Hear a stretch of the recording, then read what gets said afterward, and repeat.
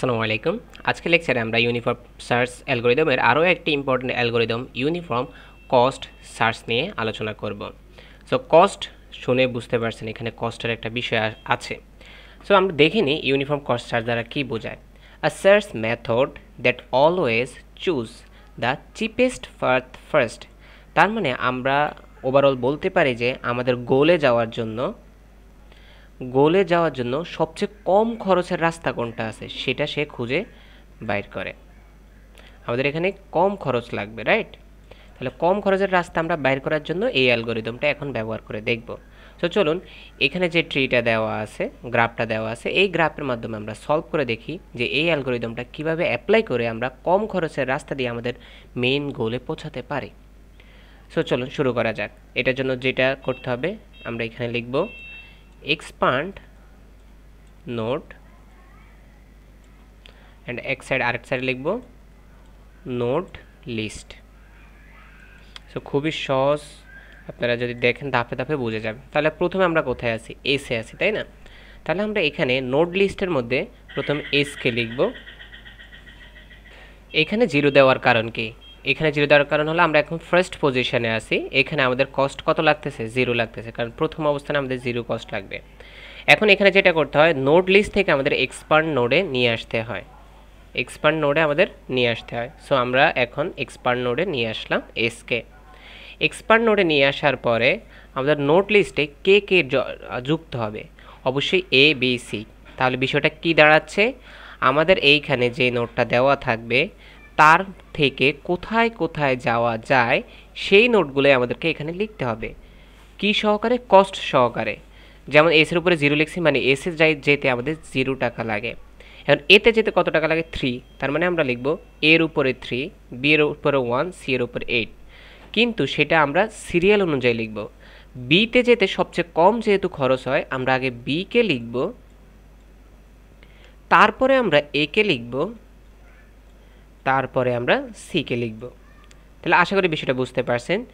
যে নোডে যেতে আমাদের খরচ কম হয় তাকে আমরা আগে লিখব, যেটাতে আমাদের খরচ বেশি হয় তাকে একদম শেষে লিখব।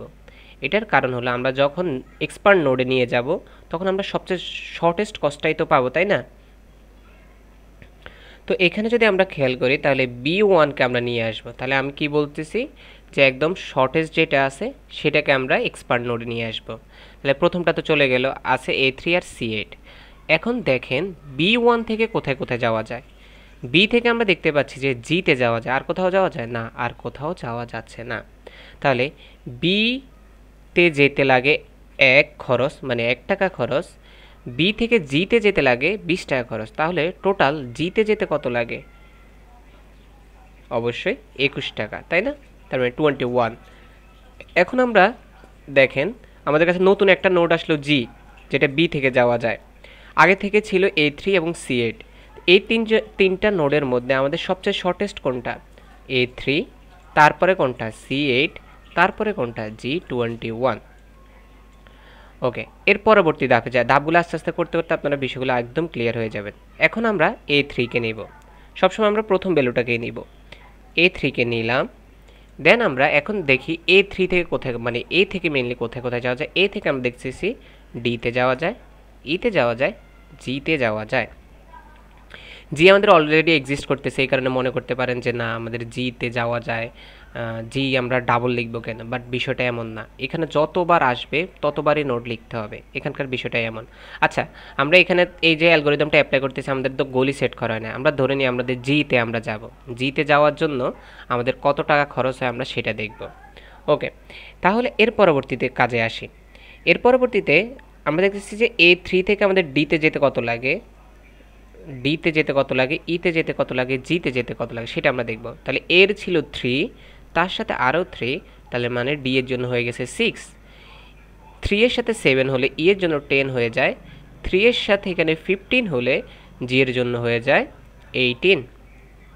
তাহলে এইখানের এই যে তিনটা নিউ ভ্যালু পাইছি, আর এখানে যে আরও দুইটা আছে এগুলোকে যদি আমরা সর্ট করি তাহলে সবার আগে কি আসছে? D6। সো আমরা এখানে লিখলাম D6। এর পরবর্তীতে আমাদের কে আসছে? C8। দেন আমাদের কি আসছে? E10। Then G18, then will find G21। তার মানে এগুলো আসছে। এখন আমাদের আবারও নিয়ম সেমভাবে D6 চলে আসবে এখানে। D6 আমরা কতক্ষণ পর্যন্ত এই কাজটা করব? যতক্ষণ পর্যন্ত না আমরা এক্সপান্ডে গোলটাকে পাচ্ছি, যতক্ষণ আমরা এক্সপান্ডে গোলটাকে নিয়ে আসতে পারতেছি ততক্ষণ পর্যন্ত করব। ওকে, তাহলে ডি থেকে আর কোথাও যাওয়া যায় কিনা? ডি থেকে আমরা দেখতেছি যে আর কোথাও যাওয়া যায় না। তার মানে যেহেতু যাওয়া যায় না, আমাদের এখানে আর অ্যাড করার কিছু নাই, তো ডি বাদ। এখন আমরা C8, E10, G18 and G21। Okay fine. এরপরে আসে আমাদের C8, তাহলে C8কে নিলাম।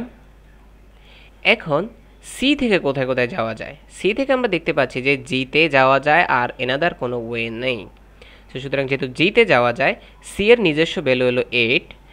এখানে আমরা যদি দেখি 8, দেন আমরা এখানে পাচ্ছি কত? 5। তার মানে 8 + 5 = 13। তার মানে G13 আমরা এখানে দিব।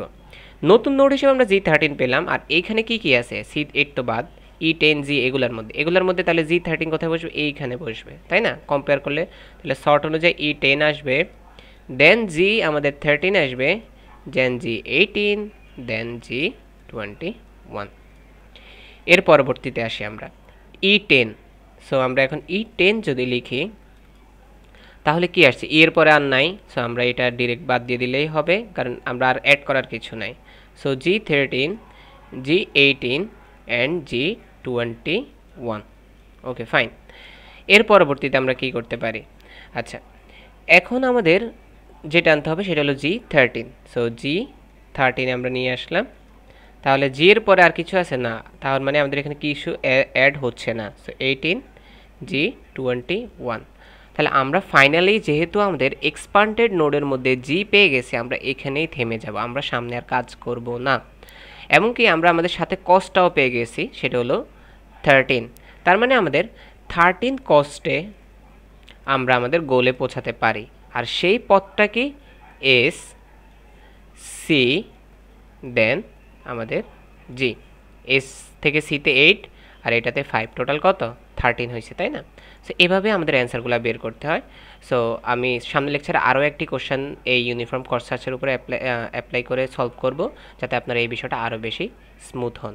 ওকে, সবাই ভালো থাকবেন, সুস্থ থাকবেন। আসসালামু আলাইকুম।